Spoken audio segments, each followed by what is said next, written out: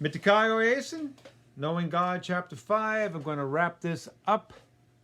The human organism is composed of four elemental components: physical, mental, emotional, spiritual. Now, of the four, spiritual is key.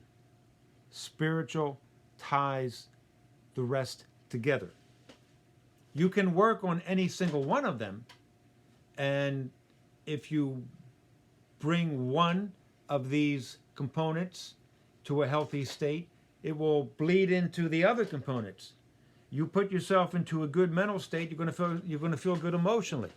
You'll have more energy, you'll feel good physically, and hopefully you'll feel better spiritually as well.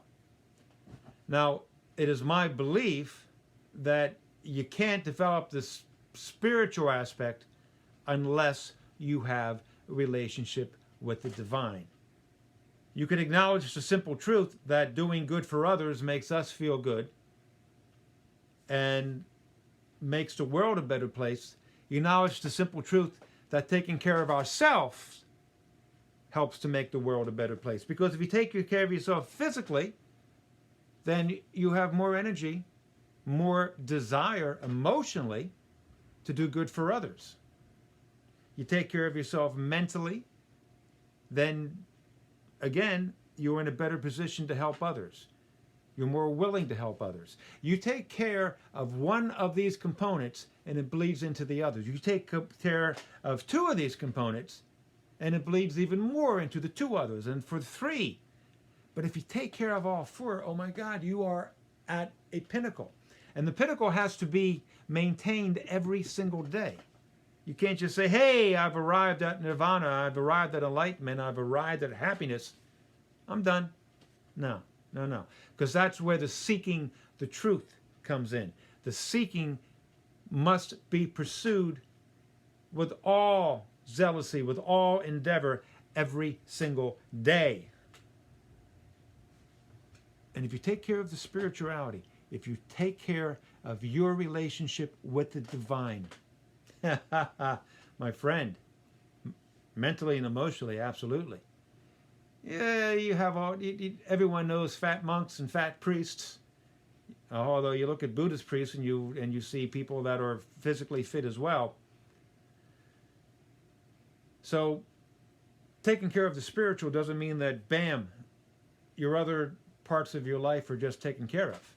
I can also point to you a number of depressed spiritual ascetics, spiritual priests and sisters, depressed and anxious.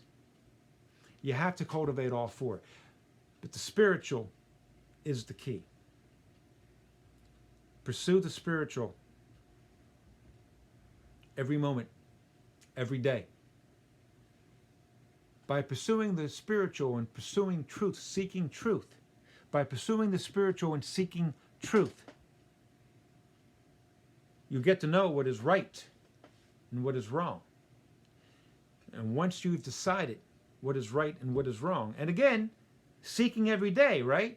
So as the days go by, you might tweak those definitions, those parameters, bit by bit, chip by chip.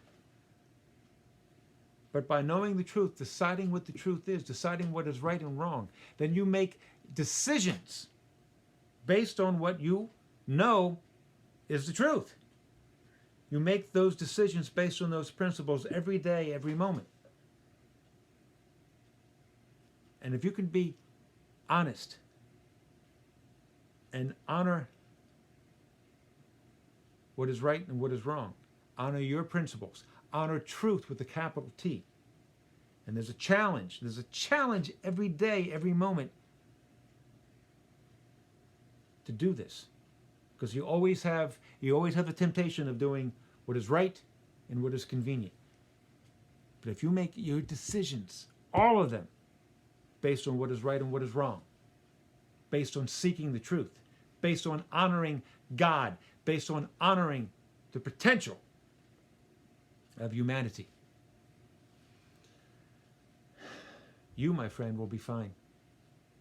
And because you're going to be fine, the people around you will be invited have the opportunity to be fine as well. And if we all do this, what a wonderful world it'll be.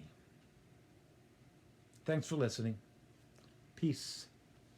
Four fingers.